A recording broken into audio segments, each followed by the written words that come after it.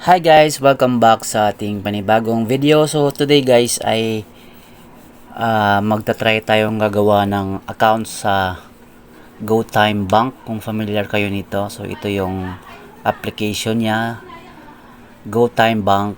Ayan. So install nyo lang sa Play Store. So free apps to.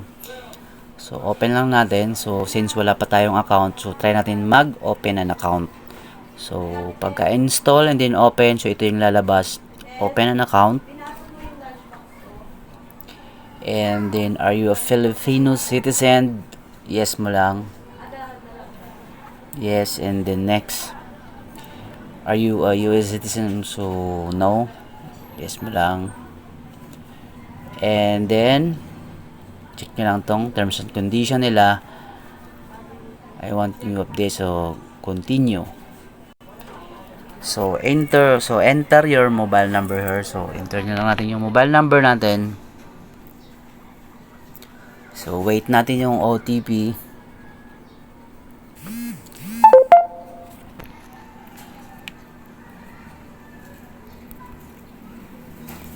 And then yung valid na email address.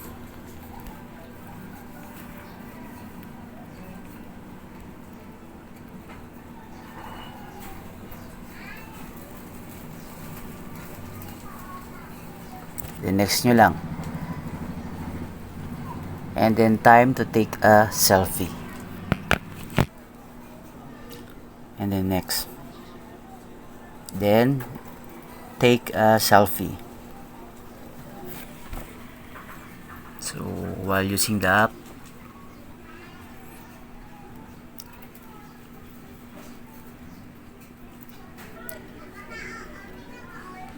and get your valid ID ready. So kailangan meron kayong ID. So dapat naka-primary yung ID natin para sa pag-verify. And then next lang natin. And then next. Then scan the ID.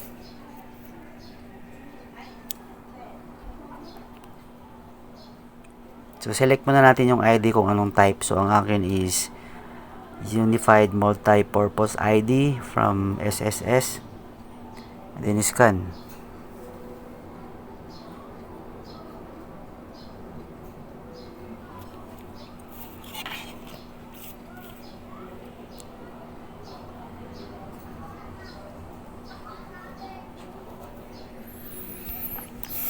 And then yes, upload lang natin. If readable naman lahat, i-click natin yung upload. Upload.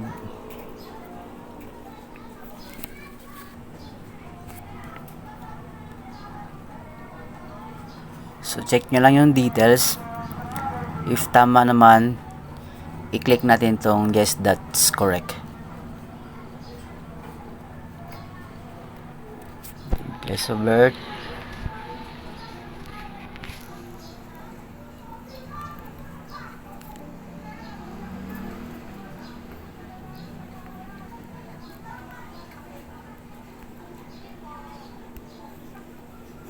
And then next lang.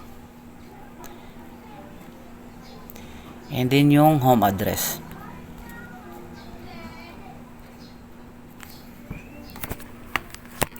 So ang home address natin is gagayahin natin yung home address natin, yung home address is gagayahin natin yung nasa ID natin. Kasi ayan yung present na address.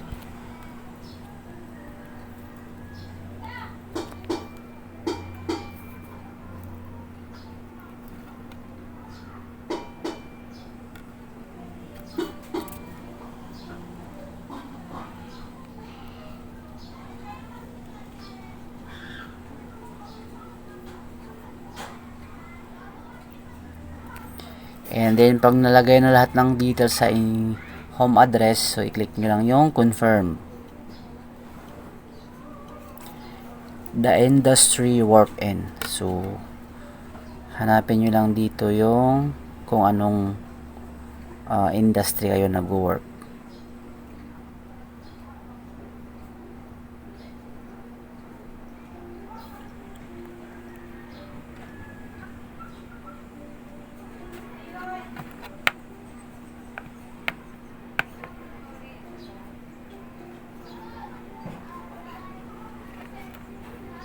And then yung main source natin is salary.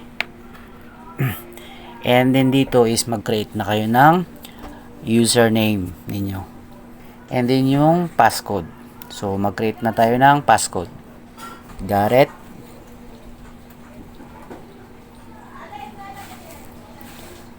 And your account is ready to go. So try natin i-login.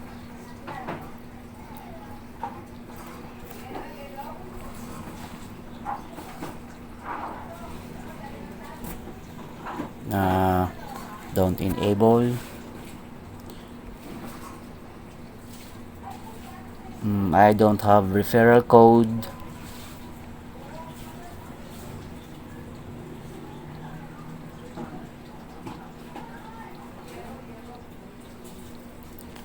And then ito na yung pinaka dashboard nya. So makita nyo wala siyang laman.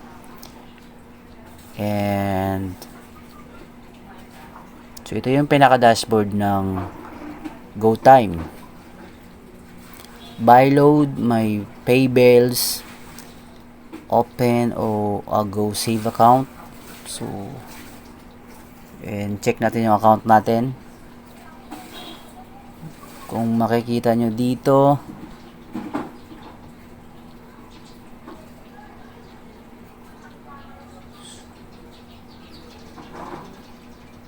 so hindi pa naka-verify yung email natin, so i-verify muna natin.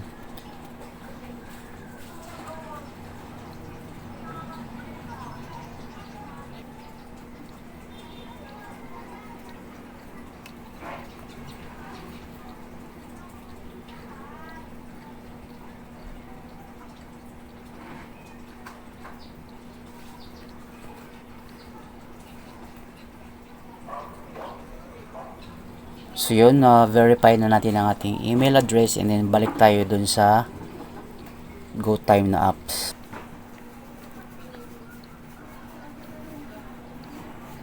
So yun guys, ganun lang kabilis, meron na tayong GoTime Bank account. So yun lang guys, thank you for watching.